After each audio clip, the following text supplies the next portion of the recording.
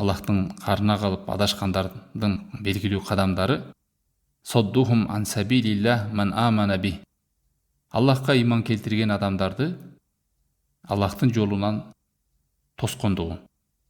Тосуының түрлері бар. Bir бөлігі сол исламға, динге кириүүдөн тосып отырған болсо, bir бөлігі кирип келгенден аларды адаштырып тосууга, bir бөлігі ошолордун туура жолду үйрөнүүдөн тосуу. Тосуунун жолдору көп болгон. Мына мурунку китеп ээлери дагы адашкандарда мына ушул жолдо белгилүү болгон. Мушриктерди айтсаң, канча деген сахабаларды өлтүрдү, канча мусулмандар өлүп кетти ушулардын колунан. Ушу исламга кирбе деп.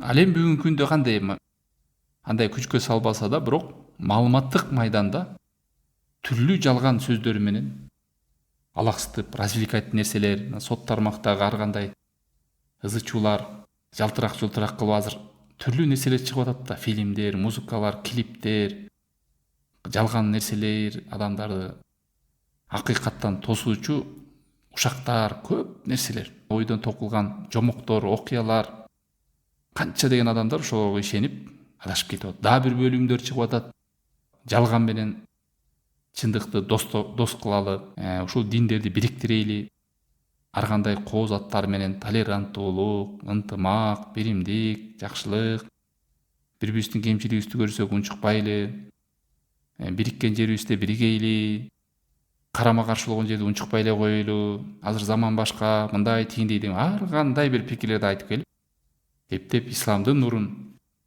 жоготууда. Жанатип христиан динди, ислам динди, юдаизм диндерди дос кылайлы, диндер биригиш керек. Бул деген толеранттуулук болот, ошондо улуу максатка жетебиз. Мындай деп исламдагы чектерден жоюп салууну каалашат. Бул арам, бул адал деп бирөөнүн бул ташка сыйнабы, ал уйга сыйнабы, сен ага тийишпе, анын ишенимин сыйла. Эмнеге сыйнат өзү билсин. Сен жакшылыкка чакырба, жамандыктан кайтарба. Сен мусулмансың, өзүң менен жүрөр, бирөөгө эчтеке деп айтпа, таңылба. Бул бүт исламга каршы сөздөр да.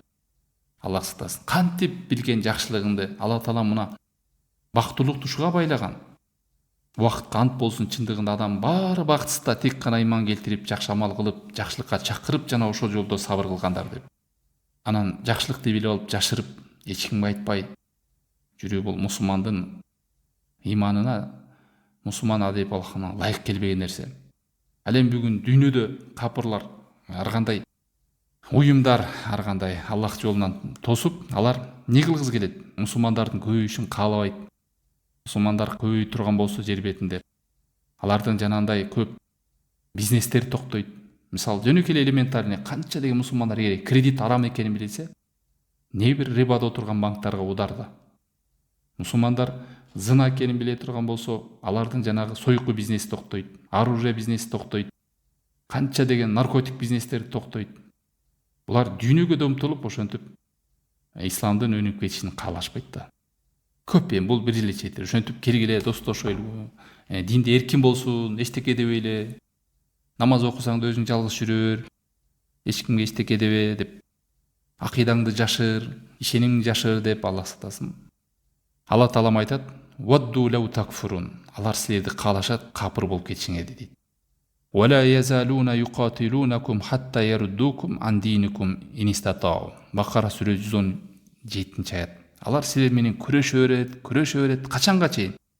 Ушул диниңерден тайдырып, диниңерден ажыратып салганга чейин. Колдорунан келишинче күрөшөт дейт. إن استطاعوا. وَدُّوا لَوْ تَكْفُرُونَ كَمَا كَفَرُوا. Алар аябай каалашат силерди ушу имандан ажырап калышыңарды.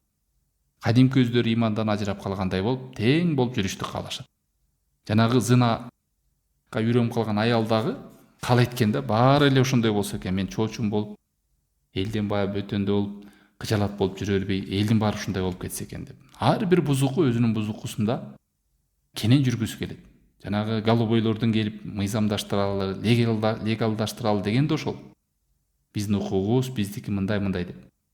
Ошон үчүн уят жоголо турган болсо, чоң иманга запкы кетет да, иманды жоготууга. Уяттуулук менен иман эриш аркак да. Ошентип исламды жок кылгысы келет. Кыскасы, Аллах Тааламдын дининен жакшылыктан тоосуунун жолдору көп. мурункулар ушул нерсе менен белгилүү болгон, ыймандуу адамдарды тосуп, жолдон жакшылыктан үйрөнүүдөн тосуп. Бүгүнкү күндө да ушул мусулман адамдын ушул жерде насиби болуп калбаш керек, Алла сактасын, тосуунун, илим ээлерин жамандап, мусулмандардын башын бириктирүүгө, салым кошпостон бөлүп жарууга, ушак кылып, бири-бирин кагыштырып, чабыштырып, тосуп, жакшылыкты жабып, жамандыкты ачып, Алла сактасын, ушундай бир кээ бир адамдар силер качыруучулардан болосуңар деген да пайгамбар алейхиссалату вассалам. Ошон үчүн дайыма дуа кылайлы: о Аллахым, бизди жакшылыктын эшигин ачуучулардан кыла көр, жамандыктын эшигин жабуучулардан кыла көр. Сенин кулдарыңдын хидаятка, жакшы жолго түшүнүнө мени себепкер кыла көр. Пайгамбар алейхиссалату вассалам айткандай, эгерде кулун Аллах таалам жакшы көргөн болсо колдонот деген. Ошондо сахабалар сураган: о Аллахтын элчиси, кантип колдонот десе, башкалардын жакшылыгына себеп кылып коет. Билген жакшылыгыңды сараң болбо, үйрөт, көргөз. Ушунчолук жакшылыкты бөлүшкөн сайын берекенин үстүндө, жакшылыктын үстүндө жүрө бересиң. Бул Алла тааланын коюп койгон мыйзамы. Канчалык битирленген сайын, кызганган сайын жан дүйнөң тар болуп, жашооңда кор болуп, ушинтип жүдөп, аалам сага тар болуп кеткендей болуп, көкүрөгү кысылып жүрө берет. Кеңде жүргөн адам кеңдикте жүрөт, тоскон адам тосулуп жүрө берет.